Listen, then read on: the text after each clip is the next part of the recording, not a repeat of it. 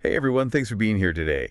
We're really diving deep into AI and education. Really, really interesting stuff. It is, Yeah. especially, we've talked about this article on the essential questioning approach, Right. or EQA. And I think one of the things that's so fascinating about this whole topic is we're kind of at this point where we have these amazing AI tools, like we've got Strawberry, the program that Cassie Kozyrkov talks about, Yeah. and it can give us answers like that. Right. But it seems like you're really interested in not just having AI spit out the answers, but like Yeah. how we actually think in this new landscape. Yeah, you hit the nail on the head. Like, we Wow. have this ability now to get any answer we want, but are we even asking the right questions in the first place? It's like having Google at your fingertips. Mm-hmm.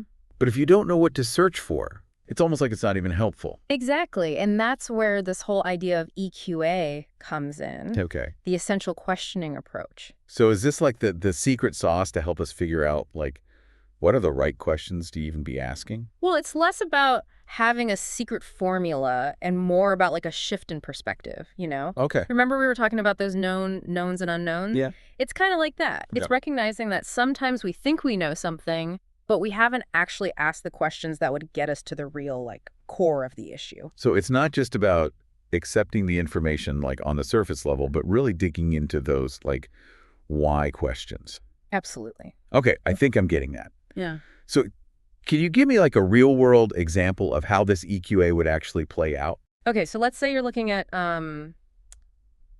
sales figures for your company. Okay. You could just look at the numbers and be like, "Oh, they're up," or "Oh, they're down." Yeah, that's probably what I would do. Right, and that's It's fine. just the surface. Exactly. But with EQA, you're going to take it a step further. Okay. So instead of just seeing the numbers, you're going to ask, well, what factors contributed to these sales figures? Did a recent marketing campaign influence customer behavior? Were there any unforeseen external factors that might have come into play? So you're not just like passively observing, you're like analyzing it? Exactly. You're going from observation to analysis to critical thinking. Wow. Okay, so I'm starting to see how this could make a huge difference, not just in like understanding the numbers, but like in making decisions based on those numbers. Exactly. It's about getting to those high necessity questions, the ones that really get to the heart of the issue. Okay, high necessity questions. Tell me more about that. Okay. High necessity questions. So how do I figure out like what those are? Is there like a formula for that? Well, not exactly a formula, but there's a really helpful framework we can use. Okay. Have you ever heard of Bloom's taxonomy? Yeah, I think so. It's like, it's about asking different types of questions, right? Exactly. It's about going beyond those surface level questions, like you said, not just what happened, but why did it happen? So it's kind of like climbing a ladder of understanding. I like that analogy. Okay. So instead of just remembering facts, Bloom's taxonomy encourages us to analyze, evaluate, and even create. Okay, so how do we actually apply this to like finding those high necessity questions? Give me an example. Let's go back to those sales figures we were talking about. Yeah. Instead of just asking what were our sales last quarter, which is a very basic remembering question, Right. we can use Bloom's taxonomy to dig a little deeper. Okay, I'm ready to dig. So at the analyzing level, we might ask, what are the underlying trends in these sales figures over time? Yeah. At the evaluating level, we could ask which sales strategies seem to be most effective and which ones need some work. And then at the top of the ladder, the creating level, Exactly. what would we ask there? We might ask, how can we use this data to develop a more targeted and effective sales strategy for next quarter? Oh, wow. Okay, so it's not just about understanding the information, it's about using it to actually make a plan. Exactly. Okay, I see that. And does this connect back to that article we talked about, the one about the World Happiness Report? Absolutely. Because I got to be honest, I was a little confused about that whole logarithm thing. Right. Well, that's a perfect example of a high necessity question in action. Really? Asking why they use that specific mathematical approach to measure happiness is a much deeper question than, say, remembering what year the report started. Okay, so I guess what I'm hearing is, even if it seems complicated, digging into the why behind the data is key to asking those high necessity questions. It's about going beyond the surface and really getting to the heart of the issue. This is making me want to go back and reread everything with this new lens. And that's the beauty of it. It's not about memorizing a bunch of rules. It's about changing how we approach information in general. So it's not just about being a better student, it's about being a more critical thinker in all areas of life. Now it's about being a more informed citizen. a more discerning consumer of information, a more insightful friend and colleague even. This is kind of blowing my mind, like that we can actually train ourselves to be better question askers. It's a skill anyone can develop. It's like a superpower. It is. So AI can give us all these answers, Mhm.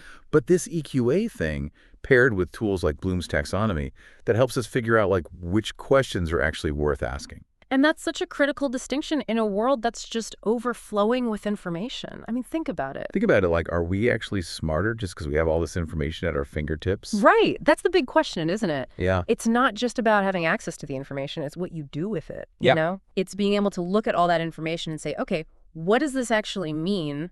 What's important here?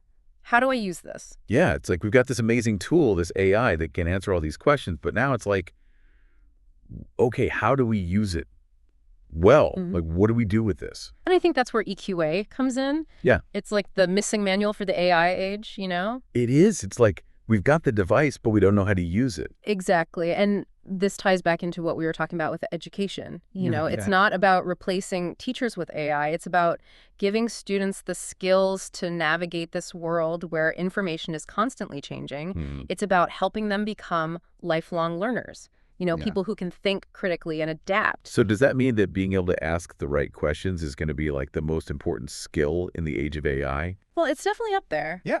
Because when you can ask the right questions, you're going to uncover things that you wouldn't have found just from like Googling stuff. Yeah. You become like an active participant in what you're learning.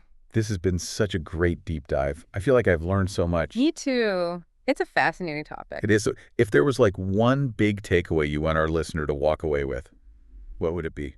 Don't be afraid to ask why. Okay. Ask why, challenge those assumptions. Dig a little deeper. The answers are great, but the questions, those are what really make the difference. I love that. So it's about cultivating that curiosity and really honing those questioning skills. Yeah. Amazing advice.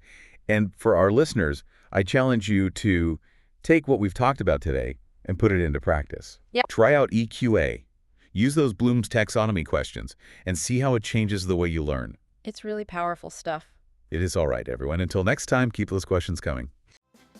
Breathe deep, close your eyes, and surrender to the cause. Let the rhythm of the symbols take you far. In the dance of the arcana, see your story start to bloom. Every flip, every turn, it's like magic in the room. Tarot trance, feel the vibe, let your spirit take a ride.